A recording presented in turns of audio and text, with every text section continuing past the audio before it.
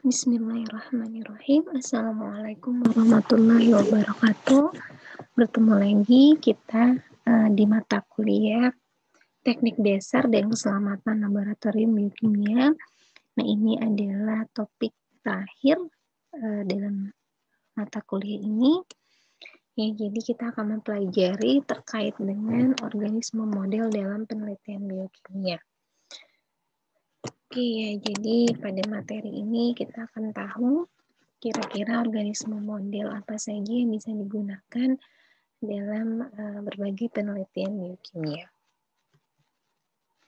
Nah, jadi kita harus tahu pengertian dari organisme model. Ya, jadi organisme model itu adalah spesies non-manusia yang digunakan untuk mempelajari dan memahami fenomena biologis tertentu, dengan harapan bahwa hasil dari studi tersebut akan memberikan gambaran yang serupa dibandingkan dengan organisme lain. Nah, ini berbagai jenis organisme model yang bisa digunakan, ya, tergantung dari aspek penelitian dan mekanisme apa yang ingin kita amati. Nah, kemudian alasan mengapa diperlukan organisme model. Jadi nanti pada saat kalian melakukan penelitian, nah ini menjadi alasan apakah perlu menggunakan organisme model, apakah bisa digantikan dengan metode lain gitu sehingga mengurangi penggunaan organisme model. Nah, jadi harus mengetahui alasan-alasan mengapa diperlukan organisme model. Ya, yang pertama, secara umum, terdapat beberapa kemiripan sistem dalam tubuh setiap makhluk hidup. Kemudian keterbatasan dalam penggunaan suatu objek, kemudian aspek keamanan. Misal dalam percobaan obat baru, jika tidak aman bagi organisme tingkat rendah, kemungkinan tidak aman bagi organisme tingkat tinggi atau sebaliknya. Ya, jadi ini bisa menjadi pertimbangan ya mengapa kita memerlukan organisme model. Ya, yang pasti adalah kalau misalnya dalam penelitian itu kita memilih untuk menggunakan organisme model, biasanya penelitian itu kita sebut sebagai teknik in vivo. Ya, jadi langsung ke organisme model. Tujuannya tidak lain adalah untuk mengamati suatu mekanisme yang memang kita memerlukan tadi ya aspek keamanan gitu. Jadi kalau misalnya ada tahapan pengujian terhadap suatu senyawa ya sudah dilakukan uji in silico, in vitro, kemudian kita memerlukan uji yang memang untuk memastikan bahwa penemuan ini baik obat ataupun senyawa ini aman untuk dikonsumsi, maka uji terhadap organisme model atau in vivo itu diperlukan ya karena karena ini yang menjadi alasan ya kalau misalnya penemuan itu aman bagi organisme tingkat rendah, maka kemungkinan akan aman juga bagi organisme tingkat tinggi. Begitu juga sebaliknya. Kalau misalnya tidak aman bagi organisme tingkat rendah, maka kita tidak mungkin menggunakan hasil penemuan itu untuk organisme yang lebih tinggi, apalagi digunakan untuk manusia. Ya, seperti itu. Jadi, penggunaan organisme model itu menjadi penting, ya. Nah, syarat memilih organisme model, yang pertama siklus hidup harus relatif singkat dan pertumbuhannya cepat. Kemudian organisme dewasa harus berukuran relatif lebih kecil agar mempermudah penanganan, murah dalam pemeliharaan dan perkembangbiakan, mudah diperoleh, mudah ditelusuri dari segi eksperimen. Kemudian yang penting juga telah banyak diteliti dan memiliki kemiripan dengan manusia. Ya, kemiripan di sini tidak 100% ya, tapi kemungkinan hanya satu atau dua aspek dan umumnya terkait dengan sistem metabolisme. Ya, jadi tadi yang saya sampaikan tergantung dari aspek mana yang sedang diamati. Nah, ini kita masuk ke dalam berbagai macam organisme model yang bisa digunakan dalam berbagai penelitian. Yang pertama adalah bakteri. Dengan mempelajari bakteri, kita akan mengetahui terkait dengan studi biologi molekuler. Ya, misal kita tahu bagaimana suatu sel, ya, kemudian organel-organel yang tersusun dari suatu sel. Nah, untuk mempelajarinya, itu bisa kita menggunakan organisme model adalah bakteri. Karena bakteri ada organisme yang sederhana, ya, yang merupakan mikroorganisme, maka untuk mempelajari studi biologi molekuler, ini membutuhkan organisme modelnya adalah bakteri. Nah, keuntungannya apa? Keuntungannya ya cepat berkembang biak dalam hitungan menit, ya, kemudian mudah penanganannya. Contohnya kita dapat melakukan uji antibiotik, antibakteri, ya, kemudian kita dapat mempelajari terkait dengan teknologi DNA rekombinan, contohnya dalam pembuatan vaksin dan sebagainya. Ya, nah kalau dalam pembuatan vaksin kita akan mengetahui bagaimana atau apa yang dimaksud dengan plasmid, vektor, kemudian bagaimana proses transformasi ya ketika sudah dilakukan injeksi suatu sel asing, suatu gen asing ya. Jadi memang bakteri ini menjadi organisme yang paling cocok ya untuk melaksanakan atau menjadi objek dalam rekayasa genetika. Tidak menutup kemungkinan tumbuhan dan hewan pun juga bisa. Tapi yang paling sering ya digunakan adalah bakteri. Nah, kemudian selanjutnya adalah yeast. Yeast juga bisa digunakan sebagai organisme model. Nah, yeast atau hamir ini termasuk eukariot sehingga secara sel mirip dengan sel manusia. Nah, model yang sangat baik untuk mempelajari beberapa penyakit manusia, diantaranya kanker, ya. Sekitar 20% gen penyakit manusia memiliki homologi dengan yeast. Sistem genetiknya mudah dimanipulasi atau direkayasa, ya. Jadi, yeast ini memang dalam dalam beberapa waktu ke belakang itu banyak digunakan untuk mengamati mekanisme apoptosis.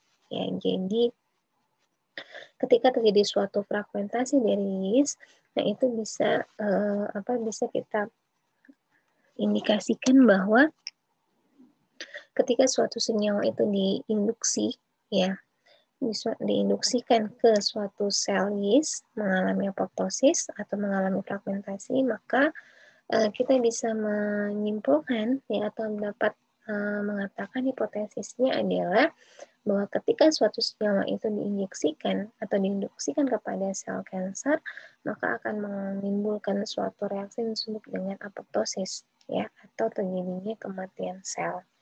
Gitu. Nah, jadi memang untuk yeast ini sudah banyak digunakan untuk mempelajari mekanisme tersebut.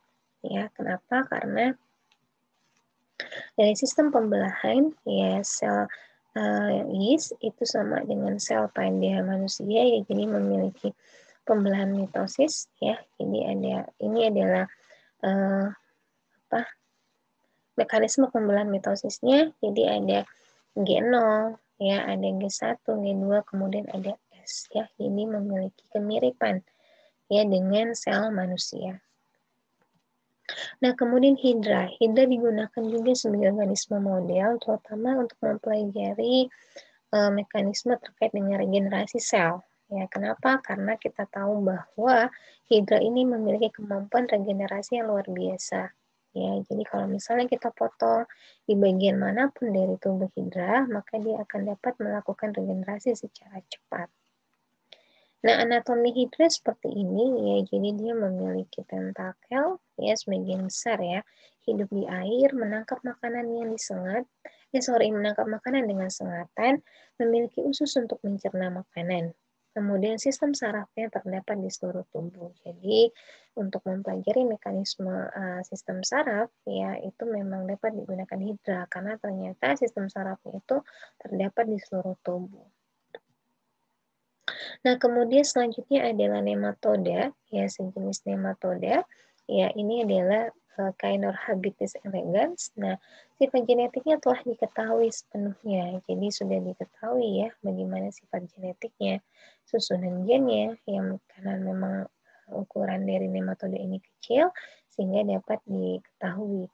Kemudian mudah ditumbuhkan dan direkayasa secara genetik, memiliki karakter dan sifat yang dapat menggambarkan hewan tingkat tinggi. Ya, walaupun kecil, ternyata dapat menggambarkan sifat ya hewan tingkat tinggi, tetapi harus diketahui sifat seperti apa ya yang dimiliki oleh Carnor habitus elegans sehingga dapat direpresentasikan terhadap hewan tingkat tinggi.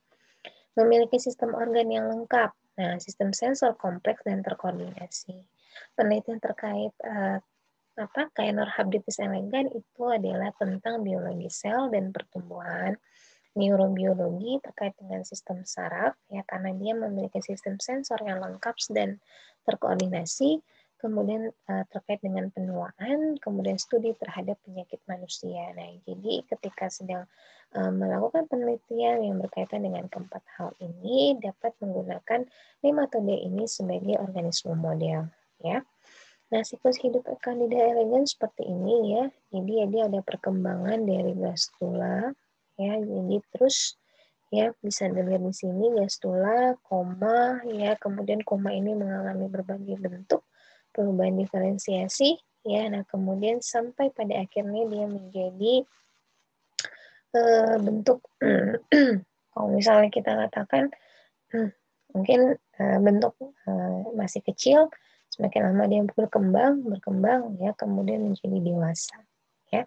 Jadi diawali dengan pembentukan blastula ya. Nah, ini adalah siklus hidup dari C. elegans. Nah, kemudian selanjutnya adalah lalat buah atau Drosophila. Nah, ini juga di genetika dasar ya. Kita juga menggunakan lalat buah untuk mempelajari terkait dengan terkait dengan genetika ya, mempelajari asal-usul genetika itu juga dapat digunakan dengan alat buah. Kemudian proses mutasi juga dapat digunakan alat buah. Nah, alat buah ini mudah direkayasa secara genetik dan digunakan untuk mempelajari fisiologi dan tingkah laku.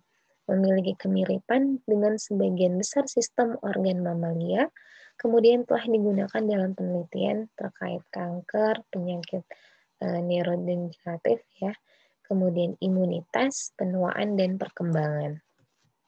Nah, ini siklus hidupnya ya, jadi dari telur, embrio, kemudian larva hari pertama, larva hari kedua, selanjutnya ya sampai membentuk pupa, kemudian baru menghasilkan Drosophila dewasa ya.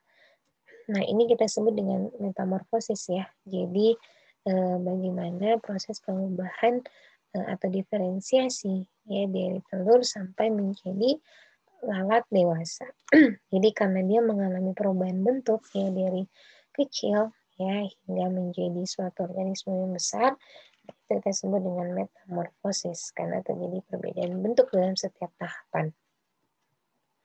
Kemudian untuk mempelajari mutasi ya, jadi bisa kita lihat bahwa ada lalat bermata putih, lalat bermata merah ya. Kemudian terkait dengan ini sayap ya, mengalami perbedaan bentuk sayap. Nah, ini kita dapat mempelajari mutasinya. Ya, kira-kira mutasi yang terjadi itu mutasi apa? Kemudian apa yang mengalami perubahan basa nitrogen apa gitu. Jadi bisa menjadi representatif ketika kita ingin pelajari proses mutasi yang terjadi pada organisme mamalia. Nah, di sini dilihat perbandingan ya secara garis besar antara manusia dengan lalat buah. Kepala ya sama ya untuk kromosomnya. Ya, kemudian ini untuk leher sampai ke kaki ya. Bisa dilihat di sini bagaimana kemiripan antara kromosom lalat buah dengan kromosom pada manusia. Ya, sehingga kita bisa mempelajari tadi ya tingkah laku sama secara fisiologisnya bisa diamati dengan menggunakan organisme model yaitu Drosophila. Nah, selanjutnya adalah zebrafish ya. Jadi kalau zebrafish ini ikan yang dia memiliki warna sama seperti zebra. Jadi dia bergaris-garis. Ini sangat kecil sekali ya, ukurannya kecil, siklus hidupnya singkat dan mudah dikembangbiakan. Memiliki kemampuan mutasi yang relevan dengan penyakit manusia. Kemudian perkembangan embrio dapat dilihat secara jelas ya, karena telurnya transparan dan memiliki kemiripan dengan vertebrata tingkat tinggi. Jadi kita dapat mengetahui perkembangan embrio ya dari telur ya sampai nanti dia membentuk yang namanya zebrafish. Ya, nah itu dapat terlihat ya luar biasa ya karena memang dia memiliki struktur yang transparan ya sehingga dapat kita amati dan dapat kita pelajari. Kemudian memiliki sistem optik darah dan ginjal yang mirip dengan manusia. Sebagian sistem organ berkembang dalam waktu 48 jam. Kemudian umurnya pendek 3-4 bulan, dapat memproduksi 300 sampai 400 telur selama 2 minggu. Nah, sehingga memang ketika melakukan penelitian ya dengan menggunakan hewan model terkait dengan embrio misalnya perkembangan embrio, nah ini dapat dilakukan karena dalam waktu 2 minggu dapat menghasilkan telur yang banyak. Jadi kalau misalnya kita gagal nih dalam mengamati, nah itu masih ada lagi sisa telurnya. Jadi kalau saya dulu punya teman waktu S2, dia melakukan penelitian dengan menggunakan organisme zebrafish, itu dia lakukan di mikroskop untuk melihat ya. Nah, dia melihat kalau nggak salah terkait dengan perkembangan otak ya. Nah, kalau ibu nggak salah ya, lupa juga udah lama. Nah, itu dia melakukan penanganan itu ya melakukan injeksi dan sebagainya itu dari mikroskop karena memang terlihat jelas ya. Jadi bisa teramati dengan mikroskop. Nah, mikroskopnya juga kalau nggak salah yang memang canggih ya untuk mengamati pergerakan gitu kan ataupun apa saja ya yang menjadi titik fokus pada penelitian teman saya pada waktu itu. Saya pun juga sempat melihat ya bagaimana dia melakukan penelitian pada saat itu sedang melakukan penanganan terhadap zebrafish. Gitu. Jadi menarik ya untuk menggunakan zebrafish. Nah di Indonesia saya rasa saya jarang ya di biokimia pun juga hewan model zebrafish itu belum pernah ya. Jadi sejauh ini menggunakan mencit, kemudian tikus, kelinci ya sebagai organisme model. Nah, zebrafish itu kayaknya masih jarang sepertinya di Indonesia. Nah, kemudian mempunyai kesamaan genom dengan manusia. Nah, 82% ternyata kesamaan genomnya. Ya, nah kemudian selanjutnya adalah embrio ayam. Nah, jadi embrio ayam ini ya dapat memberikan gambaran terkait dengan studi tentang perkembangan ya dari vertebrata tingkat tinggi. Ya, jadi ini terkait dengan morfogenesis. Nah, di sini contoh dari penelitian yang dilakukan ya, ini jurnalnya mungkin bisa dibaca bagaimana embrio ayam pada hari keempat itu diwarnai ya. Jadi dia diwarnai dengan di label ya dengan sinyal fluoresen sehingga dapat dilihat bagaimana ekspresi gen pada otot yang spesifik. Jadi diamati tergantung bagian mana yang diamati dari embrionya. Nah, di sini bisa dilihat ya bagaimana terjadinya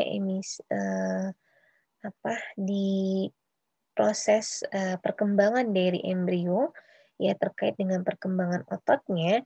Nah, ini diwarnai dengan GFP jadi kita bisa tahu ya bagaimana proses perkembangan ya dari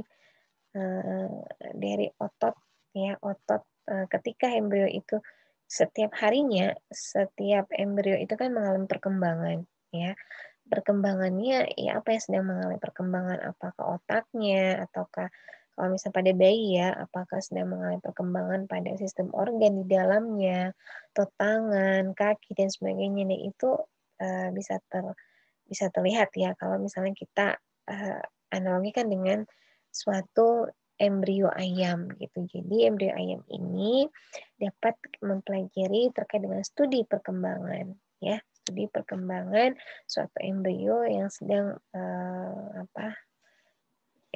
akan berubah ya menjadi anak ayam. Gitu. Nah, ini bisa terlihat. Nah, lebih lengkapnya ya bisa dibaca di jurnal ini. Ya, seperti itu. Oke, nah kemudian selanjutnya Arabidopsis thaliana. Arabidopsis thaliana ini untuk mengamati terkait dengan tanaman, ya. Nah, Arabidopsis ini merupakan tumbuhan berbunga yang berukuran kecil, memiliki genom yang relatif kecil dibandingkan tumbuhan lain, mudah ditumbuhkan, sesuai untuk penelitian terkait dengan tanaman transgenik, ya. Jadi dapat digunakan ya terkait dengan penelitian kalau berhubungan dengan transgenik. Oke, nah sekarang kita masuk ke aspek biosafety hewan coba. Ya, jadi apa yang dimaksud dengan hewan coba? Ya, jadi kalau hewan coba artinya hewan-hewan ini akan kita gunakan dalam penelitian ya sebagai organisme model. Nah, kalau misalnya dilihat di sini, ya yang paling sering digunakan itu adalah mencit ya, mice. 59%. Ya kan, berarti memang mencit ini memiliki komponen-komponen dalam tubuh mencit ini dapat diamati ya sebagai representatif ketika kita ingin mengamati mekanisme yang terjadi pada mamalia termasuk manusia. Ya, seperti itu. Nah, ini adalah risiko-risiko yang kemungkinan dapat terjadi di laboratorium hewan. Ya, jadi ini dapat saja terjadi ketika kita melakukan penanganan ya terhadap hewan. Ya, yang pertama secara fisik ya, terkena gigitan, cakaran, ataupun kita terpeleset, tertusuk benda tajam. Nah, ini merupakan risiko ya. Kemudian secara kimiawi misalnya kita mengalami terbakar, iritasi kulit dari bahan kimia, uap bahan kimia ataupun terkena disinfektan. Ya, jadi bisa menimbulkan suatu reaksi pada kulit.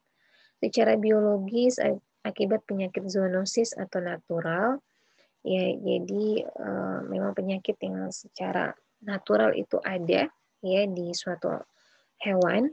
Kemudian agen penyakit yang dipakai untuk eksperimen. Nah, kemudian ada reaksi alergi. Nah, ini adalah resiko-resiko yang dapat terjadi di laboratorium hewan. Sehingga tetap kita harus hati-hati ya dalam melakukan penelitian terkait dengan hewan. Nah, ini kita bahas satu persatu terkait dengan resiko ya di laboratorium hewan. Bahaya fisik, nah tadi ya ada gigitan, cakaran hewan, ya. Kemudian benda tajam, maka yang harus kita lakukan adalah kita menggunakan APD yang tepat dan alat handling hewan yang sesuai. Kemudian kita harus mengenali perilaku hewan dan respon terhadap lingkungan untuk mengurangi kecelakaan. Kita harus mempelajari bagaimana menangani hewan dengan sabar dan tepat, ya. Nah, kalau misalnya terkait dengan benda tajam, kita harus menempatkan jarum bekas pakai langsung ke kontainer benda-benda tajam tanpa recapping, bending, atau breaking ya. Jadi ini perlu kita lakukan ya karena ternyata kalau misalnya kita googling ya, hampir sebagian besar ya 60% bahkan penyakit manusia itu disebabkan dari zoonosis ya. Jadi zoonosis itu adalah suatu jenis penyakit ya yang menular dari hewan vertebrata ke manusia atau sebaliknya ya bisa dari manusia ke hewan. Tapi ternyata 60% itu adalah zoonosis ya artinya tertular dari hewan. Jadi suatu penyakit yang sebenarnya bisa ditularkan ke hewan lain mungkin tidak berbahaya. Tapi ketika tertular ke manusia melalui agen-agen seperti virus, cacing, bakteri, ya, yang berasal dari penyakit pada hewan itu ternyata bisa infeksius. Ya, seperti SARS, MERS. Nah, itu kan sebenarnya zoonosis ya, dari penyakit yang awalnya dari hewan, kemudian menular ke manusia. Nah, itu mengakibatkan dia infeksius terhadap manusia sehingga kita harus hati-hati ketika melakukan penanganan dengan hewan. Ya, seperti itu. Nah, kalau yang selanjutnya bahaya fisik yang lain ya, cedera akibat peralatan dan beban. Jadi ketika memindahkan kantung pakan, karkas, kandang, dan peralatan, kemudian kita melakukan penggunaan teknik atau alat bantu angkat untuk menghindari cedera punggung. Ya. Jadi untuk menghindari ya terjadinya cedera, kita menggunakan alat bantu ya untuk menghindari terjadinya cedera punggung. Oke, nah sebenarnya ini harus harus ada ya solusi ya pada saat mengalami risiko dalam penanganan di laboratorium hewan. Nah, kemudian kalau bahaya kimia, risiko bahaya kimia karena ada obat-obatan anestesi, kloroform, ether, barbiturat, ya, disinfektan, NaCl, klorin. Nah, ini kita tetap harus hati-hati ya. Jadi menggunakan sarung tangan ya kalau misalnya memang bahan kimia itu sangat korosif, kemudian apalagi yang mudah terbakar ya. Jadi kita harus menggunakan APD yang sesuai ya, dengan alat-alat, bahan, objek yang sedang kita hadapi. Gitu. Nah, selanjutnya bahaya biologis. Nah, bahaya biologis ini infeksi alami karena enzotik atau acquired dari hewan lain, ya. Kemudian personel lab harus waspada terhadap keberadaan bahaya biologis, lakukan karantina dan penjagaan. Ya, jadi kalau misalnya risiko karena bahaya biologis, maka penanganan terhadap diri kita adalah kita harus harus waspada. Kemudian kita melakukan karantina dan penjagaan terhadap hewan ini. Kemudian kalau infeksi eksperimental, hewan breeding yang digunakan untuk penelitian harus bebas zoonosis ya. Jadi kita harus pastikan bahwa hewan ini sehat, artinya sedang tidak menghadapi penyakit tertentu yang dia memiliki potensi zoonosis ya, menularkan kepada manusia.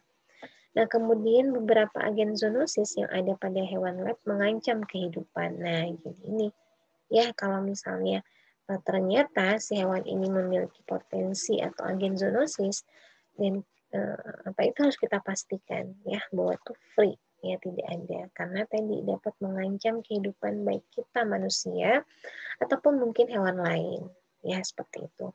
Nah, riset dengan hewan coba merupakan sumber paparan zoonosis ya. Jadi riset dengan hewan karena 60% itu penyakit berasal dari zoonosis ya, dari hewan, maka kita harus sangat hati-hati dalam melakukan penanganan terhadap hewan ya.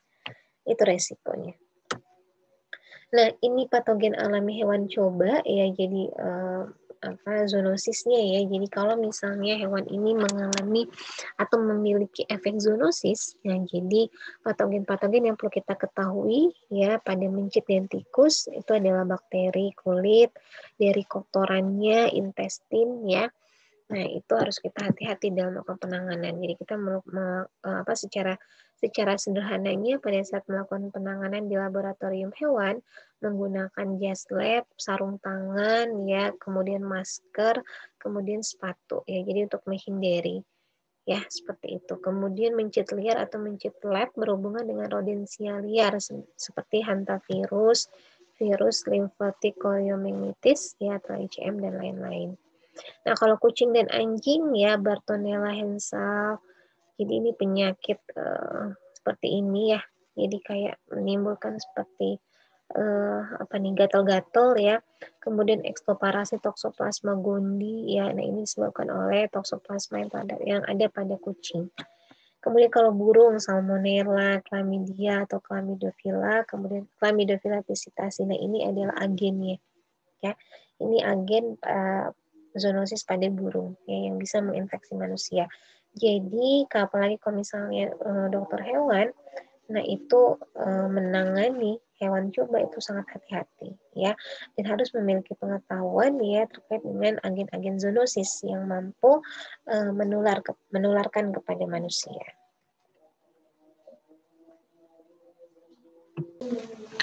Nah, terkait dengan manajemen biorisiko di laboratorium hewan coba, nah jadi kalau misalnya ada risiko karena infeksi terkait dengan inhalasi misalnya ya, kemudian tertelan, tergores, kontak dengan cairan pada hewan ataupun kutu hewan, kemudian vektor, maka manajemen resiko yang dilakukan adalah misalnya kalau gampang untuk infeksi karena inhalasi atau pernafasan, maka diperlukan biosafety cabinet, perlindungan respirasi, kemudian ventilasi kandang. Nah, ini artinya kita juga harus menggunakan pelindung yang berhubungan dengan yang terkait dengan respirasi ya, jadi menggunakan masker gitu. Nah, kalau misal rute infeksinya karena tertelan, maka manajemen risikonya kita tidak makan, minum, tidak mengigit pulpen ataupun selalu mencuci tangan ya. Nah, itu kalau misal rute infeksinya dari tertelan. Kalau misalnya tergores, nah jadi manajemen risikonya ya, jadi harus terhindar dari menjaga benda-benda tajam itu ketika selesai digunakan itu harus ditempatkan di tempat yang benar ya, kemudian menggunakan glove yang anti gores itu juga menjadi suatu manajemen risiko. Nah, kalau misalnya rute infeksinya karena dengan interaksi dengan mukus atau kutu hewan, maka kita perlu menggunakan glove, membersihkan permukaan ya sebelum melakukan percobaan, mencuci tangan dan menggunakan safety glass ya. Nah, kalau vektor ya artinya memang ini sebagai agen pembawa, maka harus kita melakukan kontrol insekta, jadi harus memperhatikan bahwa di sekitar kita tidak ada serangga-serangga yang mampu berperan sebagai vektor. Kemudian harus menggunakan penutup kulit ya, jadi menggunakan baju yang panjang, jas lab ya. Nah, kemudian juga peralatan-peralatan yang ada ya yang digunakan untuk menjaga ya dari infeksi yang disebabkan oleh vektor ya. Nah, ini fasilitas penyimpanan hewan ya. Jadi kalau misalnya di kita punya PSSP, IPB itu jadi pusat studi satwa primata. Nah, itu sudah bisa mungkin nanti kalau kondisi sudah normal bisa kita lihat bagaimana fasilitas-fasilitas yang ada di sana ya. Jadi terpisah dengan bagian lab lain ya. Jadi kalau misalnya terkait dengan hewan itu terpisah ya. Jadi tidak boleh berinteraksi dengan fasilitas lab yang lainnya. Kemudian hewan yang diinfeksi terpisah dari yang sehat. Konstruksi ruangan mudah dibersihkan, fasilitas tempat cuci tangan, ventilasi udara 10-15 kali per jam. Akses terbatas dengan airlock system, X-house dengan HEPA. Tempat penyimpanan consumable terpisah dengan ruangan hewan. Jadi consumable ini adalah yang dibutuhkan ya. Jadi terkait dengan untuk yang dikonsumsi baik itu oleh hewan ya ataupun biasanya sih lebih ke consumable untuk hewan ya. Jadi penanganan terhadap bahan-bahan makanan yang digunakan untuk hewan. Jadi kita lakukan penyiapan dan itu harus terpisah dengan ruangan hewan ya. Setiap kandang diberi label milik siapa dan digunakan untuk apa. Jadi memang pada saat sedang melakukan penelitian, nah kandang ini misalnya ada listnya, jadi digunakan untuk penelitian apa saja dan oleh siapa. Ya, jadi handlingnya, nah itu sudah biasanya oleh peneliti tersebut. Ya, nah jadi ini fasilitas-fasilitas yang ada di laboratorium hewan. Nah, kemudian ini tingkat biosafety fasilitas hewan atau animal biosafety level. Nah, ini kalau misalnya kita lihat ya, semakin ke bawah itu tingkat tingkat keamanannya. Nah, itu semakin kalau misalnya dilihat di sini ya, dia semakin tinggi ya. Jadi nah, contohnya di sini ABSL 1 ya. Aksesnya terbatas. Kemudian ada gas lab dan sarung tangannya. Jadi semakin ke atas dia semakin untuk biosafety-nya semakin tinggi. Artinya memang hewan yang sedang ditangani ini tingkat keamanannya itu harus lebih tinggi ya, seperti itu. Nah, ABSL 2, nah ini yang perlu diperhatikan ya, jadi ada tanda peringatan bahaya BSD tingkat 1 atau 2 untuk kegiatan yang menghasilkan aerosol, kandang dan sampah di dekontaminasi ya. Nah, kalau ABSL 4 ini sudah sangat sangat terbatas aksesnya, jadi hanya orang-orang tertentu. Kita harus mengganti pakaian khusus sebelum masuk atau pakaian dengan bertekanan positif. BSX tingkat 3 ini mandi sebelum keluar lab, semua sampah didekontaminasi sebelum dikeluarkan dari lab. Jadi ini artinya memang khawatirnya ya hewan-hewan yang yang termasuk kategori ABSL 4, nah ini kita harus perhatian ya. Dan ini juga pada saat kita melakukan penelitian terhadap hewan coba, kita memilih, maka itu tadi ya, harus studi literatur secara menyeluruh, detail ya. Apakah memang perlu menggunakan hewan-hewan yang sebenarnya kategorinya itu adalah tingkat keamanannya itu harus di level yang paling tinggi ya, seperti itu. Karena tadi ya kita harus memperhatikan bahwa hewan ini free dari zoonosis ya, artinya harus sehat. Apalagi kalau misalnya kita tahu bahwa hewan ini dapat menjadi agen zoonosis yang dapat menimbulkan suatu penyakit yang sangat berbahaya bagi manusia ya, seperti itu. Oke, nah memilih hewan coba, maka yang harus kita perhatikan sebenarnya tadi sudah ya di slide sebelumnya, yang pasti adalah mudah didapat dan tidak mahal, relevan sesuai dengan kondisi asli, reliability, memberi data yang konsisten, simple, tidak memerlukan kontrol yang tidak perlu. Nah, jadi ini yang perlu kita perhatikan ketika kita memilih hewan coba. Nah, penelitian melibatkan hewan, kita harus mengingat 3R dan 5F ya. Jadi 3R dan 5F. Nah, kalau 3R-nya reduce, refine, replace ya. Jadi kita harus reduce-nya itu mengurangi jumlah hewan yang digunakan. Nah, ini makanya misalnya nih kita ingin menggunakan mencit. Nah, statistik yang benar itu harus benar ya. Artinya itu menentukan parameter yang kita gunakan, berapa banyak jumlah hewan yang kita gunakan. Nah, itu terkait dengan statistiknya di awal ya. Karena kita harus memperhatikan ya apakah jumlah hewan ini dapat menjadi atau membaca semua parameter atau dapat mewakili semua parameter yang kita amati. Nah, kemudian mengurangi redundansi, jadi ulangan ya. Kalau misalnya dia cukup bisa satu parameter 3 ya sudah 3, jadi tidak perlu diperbanyak dan pastikan semuanya dalam kondisi sehat. Refinement of animal, artinya kita harus menjaga si hewan model ini harus sedikit merasakan rasa sakit ataupun goncangan ya. Jadi bagaimana kita melakukan penanganan ya, melakukan handling dalam memberikan atau dalam memberikan kandang ya, kita harus tahu perilakunya ya. Jadi jangan sampai sebelum kita lakukan perlakuan terhadap hewan ini kita sudah menimbulkan rasa sakit ataupun stres ya. Yang awalnya dia sehat menjadi tidak sehat. Nah, kemudian replacement of animal model. Apakah mungkin dilakukan replacement atau digantikan dengan misalnya cell culture atau komputer modeling? Nah, jadi ini harus menjadi pertimbangan ya ketika kita ingin melakukan penelitian dengan menggunakan hewan. Jadi prinsip ini ya harus kita adopt ya, reduce, refine, replace. Selanjutnya ketika memang kita sudah memilih untuk melakukan penelitian dengan hewan coba, maka kita harus memperhatikan 5F atau 5 freedom. Yang pertama, hewan itu harus bebas dari rasa lapar dan haus, harus bebas dari ketidaknyamanan. Artinya ketika kita memang sudah memilih, kita harus memperhatikan perilakunya, tingkah lakunya, memperhatikan apakah dia aman ya ketika kita kandangin. Misalnya ada hewan-hewan yang dia tidak bisa mendengar suara keras. Nah, itu artinya harus kita hindari dari misalnya tempat kerja gitu kan, jadi suara-suara itu diperhatikan. Kemudian kalau misalnya tidak nyaman ketika ada hewan lain yang sangat ribut gitu kan, yang sangat suka menimbulkan suara, nah itu kita harus perhatikan. Kemudian ada hewan yang dia hidup di malam hari sama yang dia pada malam hari dia tidur, nah itu tidak bisa disatukan gitu. Jadi kalau misalnya hewan-hewan malam ya seperti burung hantu disamakan dengan misalnya hewan yang hidup di siang hari ya dan malam tidur, nah itu tidak bisa ya. Kita harus tahu perilaku hewan. Makanya ada yang ahli ya untuk atau misalnya kita studi literatur terkait dengan perilaku hewan. Kemudian harus bebas dari rasa sakit, injury, penyakit ya. Jadi itu harus kita perhatikan.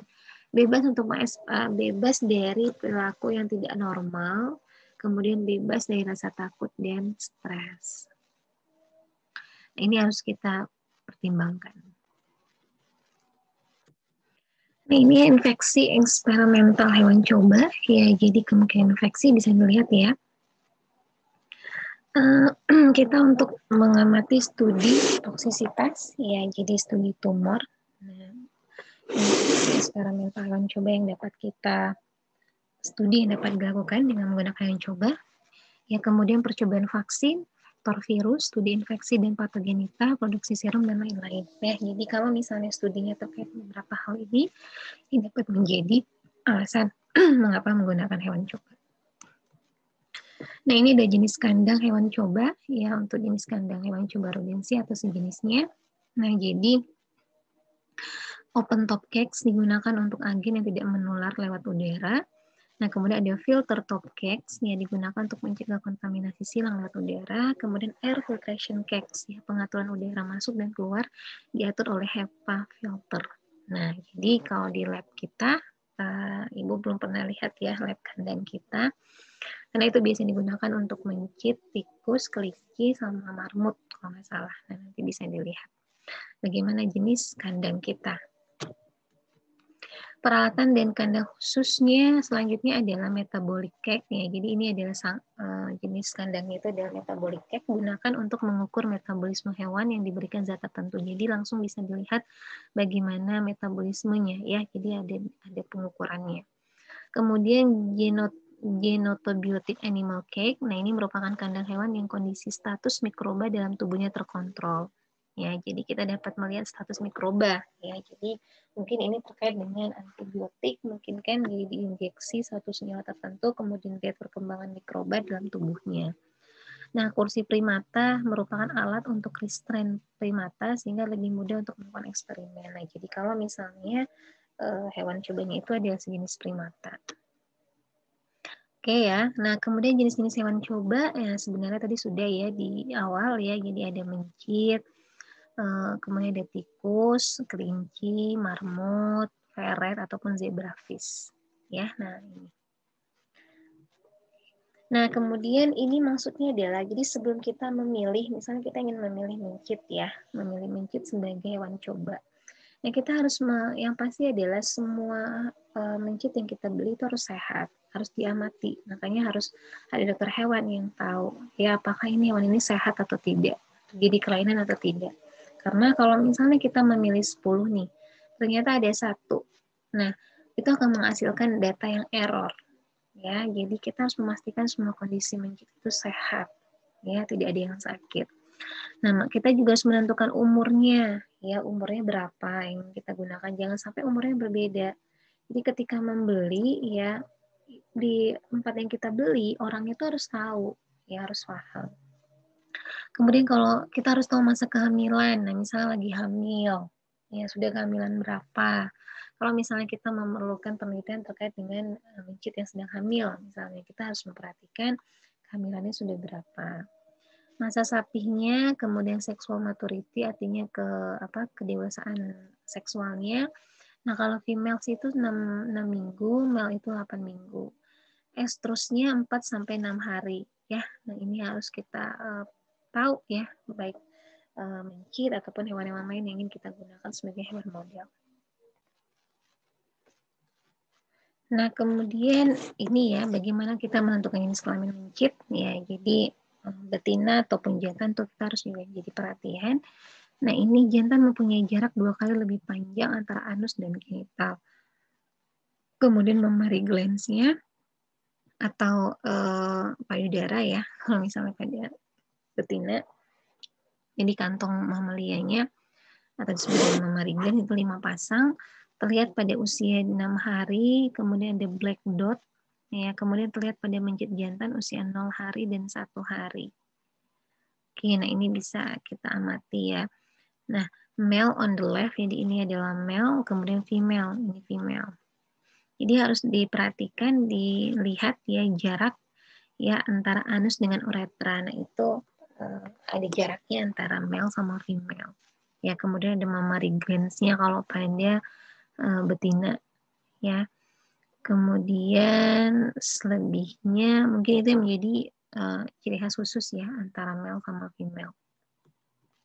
Kalau ragu ya kita ajak dokter hewan untuk beli ya, atau misalnya teknisi kandang. Nah, teknisi kandang biasanya tahu ya, bagaimana membedakan mana yang jantan, betina, tapi kita sebagai peneliti harus tahu juga ya. Jadi kalau misalnya sedang melakukan penanganan, kita sudah mengelompokkan nih betina jantan. Nah, jangan sampai lupa, jangan sampai salah ya. Ya, karena memang intinya bekerja dengan hewan itu ya sama seperti kita anggap saja bahwa hewan itu ya manusia penanganannya. Jadi kita harus tahu tadi tingkah laku, perilaku, makanan, dia harus merasa aman, ya seperti itu. Oke. Selanjutnya kita harus tahu ya, kita harus mengamati ya apa yang salah ya pada mencit, apa yang berbeda pada saat kita melakukan pemilihan hewan ya, pada saat kita ingin membeli hewan pada penjualnya. Nah, kita harus mengamati nih apa yang berbeda ya. Intinya adalah semuanya harus dalam kondisi normal sehat ya. Nah, kalau misalnya kita lihat ini apa bedanya ya antara A dengan B. Nah, bisa terlihat ya. Jadi kalau yang di kondisi B ini mencitnya ada mengalami bercak. Ya, artinya ada suatu kondisi yang membuat si mencit tidak sehat.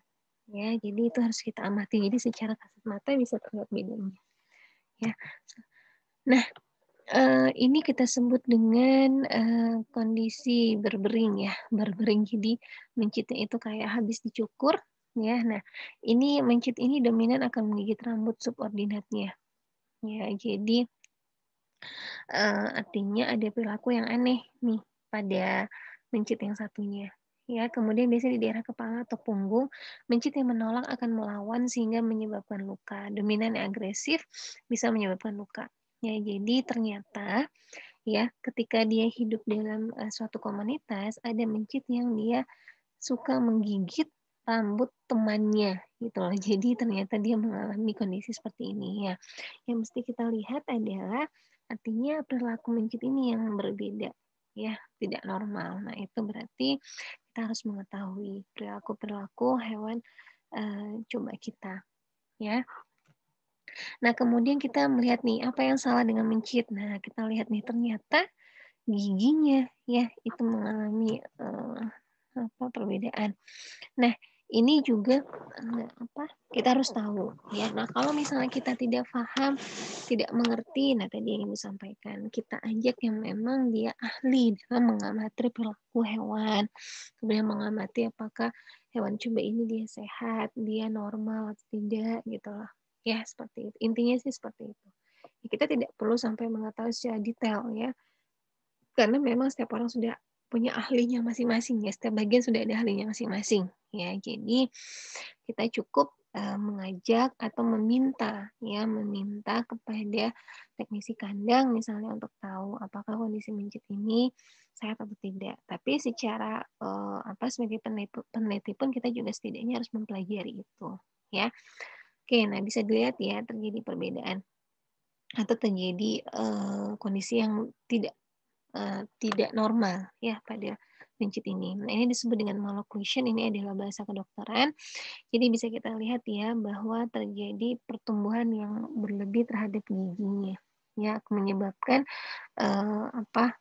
mulutnya itu seperti terbuka. Nah, ini penyebabnya bisa genetik, kemudian inappropriate feed artinya pakan tidak sesuai, ya ataupun misalnya kekurangan suatu item yang menyebabkan pertumbuhan dari giginya itu mengalami over ya. Nah, treatmentnya dapat ditreatment ya 2-3 minggu menggunakan sutur skisor. Ini digunting ya 2-3 minggu. Nah, itu juga harus dengan penanganan yang baik ya untuk bisa menangani kondisi mencit tersebut ya. Nah, jangan sampai nanti kondisi ini kan sebenarnya kondisi visual terlihat secara dapat dilihat ya kondisinya. Nah, ini mungkin bisa diatasi tadi kan dengan menggunakan skisor. Nah, jangan sampai nanti kondisi-kondisi seperti ini mengakibatkan nanti pemberian pakannya mempengaruhi makan dari hewan ini sehingga nanti akan tetap menimbulkan data error. Ya, jadi makanya tetap harus kita perhatikan dalam pemilihan hewan.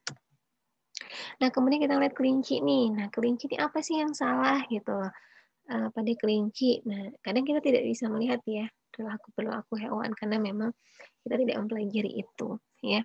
Nah, kita harus bisa melihat ya kapan harinya, ya kondisinya seperti apa ya. Nah, itu terkait dengan kelinci gestasinya 30 sampai 33 hari, parturition-nya, handling ya, kemudian waktu sapi 4 sampai 6 minggu ya. Jadi dia waktu untuk menyiapi anaknya 4 sampai 6 minggu. Nah, kemudian offspring apa ini sejenis hewan kelincinya ya. Jadi 8 sampai 10 kids, dudes 5 sampai 6 kids. Nah, ovulasi pembuahannya ya. Nah, estrusnya masa birahinya terus menerus ya. Jadi dia memiliki waktu birahi terus menerus. Jadi kita harus memperhatikan. Kemudian waktu hidupnya. Nah, untuk jenis NZW itu 5 sampai 6 tahun, kalau jenis stage itu 5 sampai 10 tahun. Ya, nah ini bisa jadi bagaimana cara mengukur umur dari kelinci. Nah, kemudian kita tahu juga zoonosis pada kelinci ya. Nah, kalau zoonosis pada kelinci artinya yang menjadi faktor yang mengakibatkan infeksius pada manusia. Nah, itu adalah bakteri. Jadi bakterinya itu ada Francisella tularensis. Nah, ini menyebabkan kematian mendadak pada kelinci ya. Bakterinya ini menyebar antar kelinci melalui kutu yang ada di kelinci. Jadi kita harus hati-hati ya kalau ternyata memang hewan ini dia cenderung memiliki kutu. Menular ke manusia, kontak dengan darah atau jaringan kelinci yang terinfeksi. Artinya memang bakteri ini dapat terkontak dengan manusia melalui darah atau jaringan yang terinfeksi. Bentuk penyakit pada manusia yang bisa timbul seperti lesi, sepsimia, sama meningitis. Nah, kemudian leptospira, kelinci merupakan reservoir untuk leptospira. Nah, transmisinya melalui urin kelinci, ya, jadi melalui kotoran hewan. Makanya kita harus hati-hati sekali tetap menggunakan glove, menggunakan glasses, ya, baju lab, nah itu harus selalu kita gunakan. Menyebarnya kontak dengan urin, jaringan, ataupun inhalasi, jadi tercium, ya, atau ingesti melalui droplets. Jadi tercium, kemudian juga melalui droplets, ya, kalau misalnya ada percikan, nah itu juga harus hati-hati. Human transmission ya, jadi kalau transmisi di manusianya influenza-like illness, jadi ternyata bisa human transmission juga kayak flu ya, kemudian ada otitis, raskin dan mucosal hemorrhage, hemolytic anemia, liver dan gagal ginjal, jaundice, encephalitis dan pneumonia. Nah ini ternyata cukup berbahaya ya, reservoir dari kelinci ya. Kemudian Yersinia pseudotuberculosis terdapat di kelinci liar, transmisi melalui kontak langsung dan rute fekal oral. Jadi pada saat kita transmisi langsung atau pada saat memberikan makanan secara oral ya. Jadi kita menggunakan tangan misalnya kan dia kita kontak dengan air liurnya, nah itu juga berbahaya. Ya, human transmission-nya, nah ini ya menyebabkan demam, diare ya, kemudian sakit perut. Nah, ini makanya tetap kita harus hati-hati sekali menangani hewan.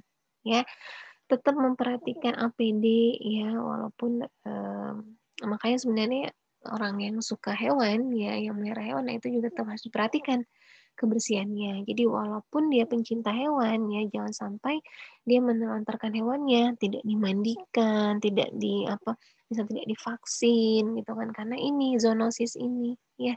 Zoonosis itu berbahaya karena tadi yang saya sampaikan, ketika menular ke hewan tidak berbahaya, tapi ketika memberikan penularan kepada manusia bisa menjadi infeksius ya.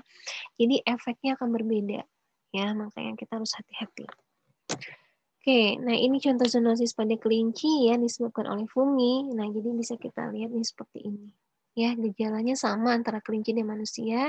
Nah, ini menular melalui kontak kulit, artinya misalnya kita menggendong ya, ketika kita menanganinya kita pegang langsung tanpa menggunakan glove. Nah, itu kenapa ternyata ada kontaminasi dengan fungi ya, sehingga nanti contohnya seperti ini. Ya, nah itu sangat harus benar-benar diperhatikan. Nah, selanjutnya adalah primata. Nah, primata ini dia hewan yang cukup besar ya, karena memiliki kemiripan dengan kita, ya manusia. Antara monyet sama kera, bedanya apa? Monyet punya ekor, kera tidak. Karena kita masih salah ya, monyet apa? Monyet yang mana nih, kera yang mana nih? Gitu. Saya pun juga kadang masih bingung antara monyet sama kera. Ya, nah bedanya di ekor ya. Ternyata monyet punya ekor, kera tidak. Nah, kemudian ini adalah grupnya monyet ya. Old World Afrika sama Asia sama New World ya Amerika. Nah, trainingnya jadi ada, dilatih ya, pole, collar, chair, jadi bisa dilatih dengan kursi, pole itu ya mungkin bisa dengan kayak, apa ya, untuk main yang seperti lingkaran itu ya, Ibu lupa namanya. Nah, intinya sebenarnya bisa dilatih, ya. Kemudian positive reinforcement training atau PRT, ya, jadi pelatihan untuk memperkuat ya atau menjaga dirinya sendiri sebenarnya. Husbandary concern ya, jadi dia memiliki kecenderungan juga ya, artinya kita harus juga memperhatikan bagaimana pola pola hidupnya, interaksinya dengan lawan jenis. Nah, itu kita harus menjadi concern kita juga ya. Karena tadi dia juga memiliki efek birahi, kapan yang misalnya yang betina itu memiliki masa untuk apa ya, ya ada masa-masa seperti juga pada wanita ya, gitu. Jadi ada kondisi dia mengalami birahi, kemudian apa rangsangan seksual, nah itu juga harus diperhatikan, ya. Nah sehingga memang membutuhkan ruangan khusus nih, ya. Kemudian untuk makannya, pakannya, nah untuk sejenis babi sama like union pigs and humans ya, apa sejenis babi ya, dia tidak dapat mensintesis vitamin C ya, sama seperti manusia juga tidak dapat mensintesis vitamin C, sehingga butuh suplemen vitamin C ya. Jadi kalau misalnya untuk pakannya kita juga harus memperhatikan ya, seperti itu. Nah, kelebihan penelitian menggunakan primata merupakan kerabat terdekat manusia. DNA simpanse dan DNA manusia mempunyai kesamaan 98,4%. Beberapa mempunyai karakteristik yang sama, cara menggunakan alat, komunikasi yang kompleks, kemudian relationship. Makanya tadi ya, husbandary concern itu harus diperhatikan, karena tadi dia memiliki kesamaan 98,4% dengan manusia. Jadi, apa, itu sangat-sangat menjadi concern ya bagi seorang peneliti ketika menggunakan primata. Nah, contohnya ini lihat nih organ ya. Jadi cara dia menggenggam tangan pun juga sama. Ya. Organ yang sama, jantung, paru, otak, dan sistem organ yang sama juga ada respiratory, kardiovaskular, nervous system. Jadi terkait dengan sistem pernafasan, peredaran darah, jantung ya, kemudian sistem saraf. Nah, kekurangan penelitian menggunakan primata mahal ya, kemudian sulit dalam penanganan dan pendapatkannya juga sulit ya. Reproduksinya rendah ya, karena ya sama kayak kita, hanya satu anak dan periode perkembangannya pun lama. Memerlukan penanganan khusus dan manajemen khusus, banyak mempunyai penyakit zoonosis. Isu etik penggunaan simpanse sudah dibatasi. Jadi isu etiknya penggunaan simpanse sebagai hewan model sudah dibatasi. Jadi tadi pertimbangan 3R, reduce, refine, dan replacement. Ketika bisa digantikan dengan dengan organisme model yang lebih mudah, kenapa tidak? Ya, tapi kalau ternyata memang diperlukan, sangat diperlukan untuk mengamati suatu jenis penyakit yang memang harus dengan kemiripan yang sangat tinggi antara manusia dengan primata, ya mau tidak mau harus dilakukan ya. Jadi memang perlu perlu perlu pendalaman lagi dalam memilih hewan coba ya. Semuanya punya resiko ya, seperti baik dan kita menggunakan bakteri pun juga resiko kan, kayak virus. Nah, virus kan juga berbahaya ya, tetap ada level-level ya, level-level laboratorium dalam menangani mikroorganisme ya, itu juga sama levelnya dengan menangani hewan ya, tingkat keamanannya. Gitu. Nah, memang kalau paling aman ya kita menggunakan yang tidak patogen, bakteri yang tidak patogen. Kemudian hewan cobanya yang memang dia sedikit menimbulkan zoonosis ya, penyakit menular pada manusia. Gitu. Makanya kalau di biokimia di lab kita ya paling sering menggunakan mencit, tikus, kemudian marmut ya. Itu karena memang selain dia kecil, penanganannya mudah, murah, sangat mudah didapat, ya kemudian kita dapat mengamati memang hal-hal yang umum mungkin ya terkait dengan mekanisme pada hewan tersebut. Oke, kemudian tata laksana perlakuan pada hewan coba. Nah, metode handling ini harus kita perhatikan ya. Jadi jangan sampai salah. Nah, biasanya nanti di praktikum biokimia klinis akan diajarkan bagaimana menghandling hewan ya, apa baik mencit, tikus, kelinci, nah itu berbeda handlingnya. Dulu saya, karena saya juga lulusan biokimia, saya tidak berani ya, geli rasanya megang mencit tikus sama kelinci. Jadi saya tidak pernah pada saat praktikum memang tidak palingan cuma megang ya, tapi tidak melakukan pengambilan darah terhadap hewan-hewan ini gitu, karena selain takut digigit ya, takut juga menyakiti sebenarnya. Nah, jadi yang berani, yang suka sama hewan mungkin bisa mempelajari bagaimana metode handling. Apalagi kalau misalnya di rumahnya punya kucing ya. Jadi dia tahu bagaimana handling terhadap hewan. Nah, kalau mencit ini hewan yang sangat kecil, jangan sampai kita melukai. Ya, jadi pegang pangkal ekor pencit. Biarkan kaki depan menempel pada ujung kandang atau meja. Jadi dia tetap bisa bergerak ya. Kita cuma megang pangkal ekornya saja. Pangkal ekornya jangan ujung. Karena kalau ujung kan sakit. Jadi pangkalnya. Nah, seperti ini. Kemudian dari belakang pegang kulit bagian tengkuk dengan jari dan jempol ya. Bagian tengkuknya kita pegang, tapi pelan aja, jangan ditekan gitu ya. Angkat mencit dengan menempatkan mencit pada telapak tangan seperti ini. Jika ingin memegang stabil ekor, dijepit dengan tangan yang sama. Jadi kita jepit ekornya biar dia tidak bergerak-gerak. Ya, pada saat pengambilan darah biasanya mencit diambil dari daerah ekor, telinga ataupun mata. Tapi yang paling menimbulkan less pain itu adalah di ekor ya. Nah, dulu saya punya teman ya, badannya besar ya. Dan dia tekan tuh mencitnya. Jadi dia pegang punggungnya, dia nggak sadar gitu loh. Dia pikir mungkin kekuatannya kecil. Ternyata pas dia buka, ternyata udah lemes ya. Tulangnya mungkin udah retak kali ya. Udah apa? Udah remuk. Jadi dia terkulai gitu di meja. Akhirnya ya mau tidak mau harus kita matikan ya setelah kita ambil darahnya. Nah, makanya itu handling sangat diperlukan. Ya, tahu bagaimana cara handling. Nah, kalau kelinci nih handlingnya pegang kaki belakang untuk mencegah kelinci menendang. Ya, mungkin sama seperti penanganan terhadap kucing ya. Gitu. Kelinci ini memang yang lucu ya. Dulu saya juga praktikum klinis juga menggunakan kelinci untuk diambil darahnya juga.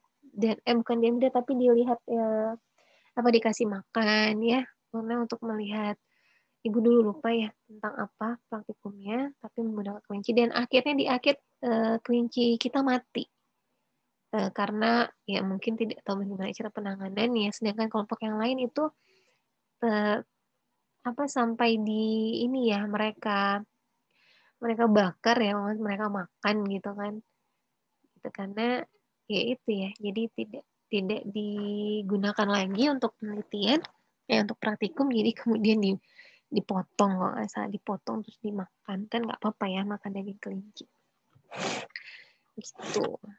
Kalau nggak salah ya, ibu juga lupa. Kalau yang kelompoknya ibu waktu itu ya mati terus dikubur seperti itu. Nah, ini peralatan khusus yang digunakan untuk memperlakukan kelinci ya. Jadi ini untuk menghindari kelinci terluka saat perlakuan. Jadi kayak dikandangin. Jadi tergantung ya kita. Jadi ini mungkin lebih ini ya dibandingkan kita tekan. Jadi kita menggunakan kandang ya untuk mengurung seperti itu. Nah, kalau secara manual ini ya, jadi kayak di karumin gini kita bungkus ya. Jadi misalnya kita ingin melakukan injeksi di mulutnya misalnya, atau kita ingin melakukan pengambilan darah di telinga gitu. Jadi bisa seperti ini. Ya, restrain ya. Jadi kita tekan kelinci dengan tangan, kemudian bungkus kelinci ini secara manual. Nah, ini yang ahli ya, biasanya orang-orang dokter hewan tuh ahli nih. Tapi kalau kita yang memang belum bisa, baru sekali menangani, nah mungkin harus hati-hati ya. Biasanya kita kerjasama sama dokter hewan memang untuk mengambil darah atau melakukan injeksi, ya kita kerjasama dengan dokter hewan. Nah, ini ya bagaimana rabbit handling tuh hal fragile, jadi memang harus hati-hati. Cara memegang yang salah akan membuat kelinci terpelintir dan menyebabkan kelinci jatuh dan mematahkan tulang lumbar sakral spinal. Yang akan mengakibatkan tiba-tiba lumpuh, kesakitan, kencing dan BAB tidak terkontrol, kemudian dilakukan euthanasia. Jadi perlu euthanasia karena kita sudah menimbulkan rasa sakit. Jadi kita perlu matikan ya. Euthanasia itu artinya kita matikan ya dengan menggunakan dosis yang sangat tinggi ya sehingga dia bisa mati. Dislocation may also occur. Nah, jadi kalau misalnya terjadi proses handling yang salah, akhirnya kita harus mematikan ya dislocation ya. Sehingga ini tujuannya itu untuk, kita mengurangi rasa sakit ya. Nah, jadi kita harus selalu nih ya, selalu memastikan kondisi kelinci itu baik ya. Kita mensupport semua kebutuhan kelinci. Tadi ya rasa aman, rasa dia nyaman, makanannya ya. Jadi semua kehidupannya tergantung pada kita ya. Kalau misalnya kita memang menggunakan untuk di hewan coba, maka sebelum kita lakukan treatment atau penanganan ya kita harus memastikan kondisi kelinci ini baik-baik saja. Ya kita juga harus tahu bagaimana cara penanganan ya, jangan sampai kita menimbulkan rasa sakit atau melukai. Nah, ini kepatahan fraktur ya, jadi keretakan tulang akibat penanganan yang salah ya. Jadi itu akan mengakibatkan lumpuh ya, bahkan bisa mengakibatkan kematian juga ya. Kita harus hati-hati sekali. Nah, untuk inokulasi injeksi ya, nah kalau misalnya kita tidak tahu caranya ya, nah kita bisa minta tolong pada dokter hewan ya. Nah, ini pose restraint tadi ya, bagaimana cara kita merilekskan hewan coba untuk kita ambil darahnya ya, seperti ini ya. Nah, kalau di kelinci nih ya tadi Ibu sampaikan di telinga diambilnya ya. Nah, kalau misalnya di mencit kita ini pada ekor ya kita ekornya itu terus kita ambil darahnya. Gitu. Jadi ekornya kalau nggak salah digunting ya. Kalau Ibu nggak salah dulu kalau mencit digunting sedikit kemudian akan mengalir terus ya kita urut-urut pelan-pelan. Nanti akan keluar sesuai dengan kebutuhan berapa jumlah darah yang dibutuhkan. Oke, kemudian nah ini metode untuk koleksi darah dari animal. Nah, kita harus mempersiapkan semua alat yang dibutuhkan ya. Tabung penyimpanan, kemudian alat suntik yang steril ya, kemudian ada kalau misalnya dibutuhkan penjepit ya, nah ini seperti penjepit baju ya kalau memang diperlukan, nah artinya kita harus mempersiapkan semuanya ya yang memang diperlukan. Nah, ini tadi ya kalau untuk pada kelinci di telinga ya jadi vena auriculus ya, auricularis ya kalau misalnya untuk di telinga. Kemudian kalau dari ekor nih, ekor untuk mencit ya, kemudian ini dari sinus mata ya. Jadi kita pencet itu memang, kita tekan nanti dia keluar. Nah, sebenarnya ini menimbulkan pain yang ini ya sebenarnya. Jadi tadi prinsip less pain itu harus kita adopt. Tapi kalau misalnya memang dibutuhkan jumlah darah yang banyak dan cepat ya, memang dari mata itu memang lebih cepat ya. Kalau dari ekor kan kita harus perlahan-lahan. Nah, kemudian ini ya submandibular bleed ya. Jadi ini juga ya di diambil di daerah tersebut.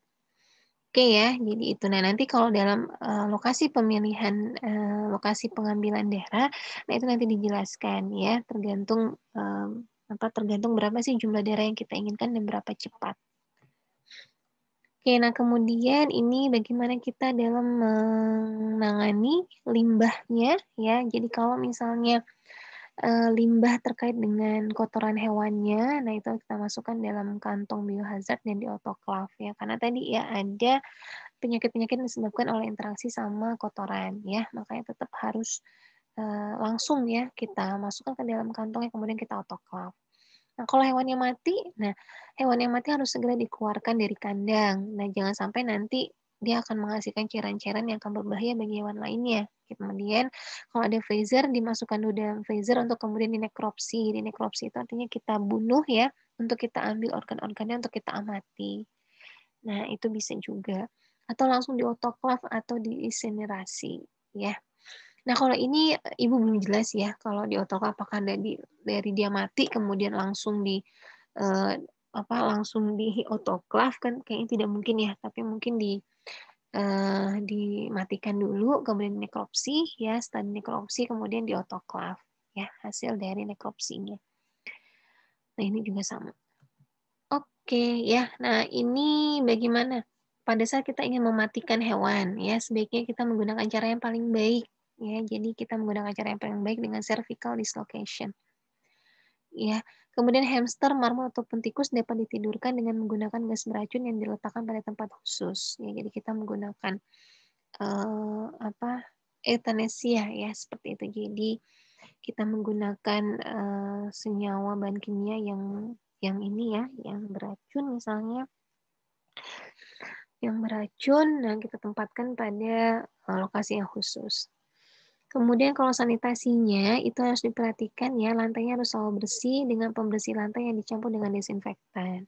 Dekontaminasi ruangan umumnya menggunakan gas formaldehyde. Nah, ini formaldehyde ini berbahaya nih untuk kita ya, bisa mengakibatkan terjadinya resiko penyakit yang kanker ya.